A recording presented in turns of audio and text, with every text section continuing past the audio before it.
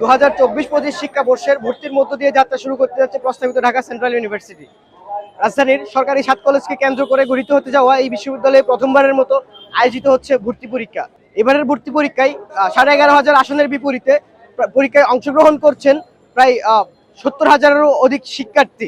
প্রস্তাবিত ঢাকা সেন্ট্রাল ইউনিভার্সিটির অন্তর্বর্তীকালীন প্রশাসনের ব্যবস্থাপনায় আয়োজিত এই পরীক্ষায় কারিগরি এবং প্রযুক্তিগত সহায়তা দিচ্ছে বাংলাদেশ প্রকৌশল ও প্রযুক্তি বিশ্ববিদ্যালয়। বিগত বছরগুলোর মতো এবারও পরীক্ষা হচ্ছে 3 ইউনিটে। আজ শনিবার সকাল শিফটে অনুষ্ঠিত হচ্ছে বিজ্ঞান ইউনিটের পরীক্ষা। রাজধানী ঢাকা সহ দেশের বিভিন্ন এলাকা থেকে আগত শিক্ষার্থীরা এই পরীক্ষায় অংশগ্রহণ করছেন।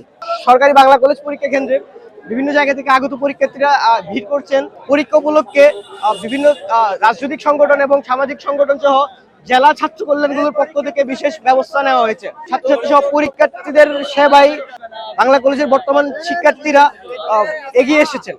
তো এই ছিল আমাদের কাছে আজকের ভর্তি পরীক্ষার সর্বশেষ তথ্য।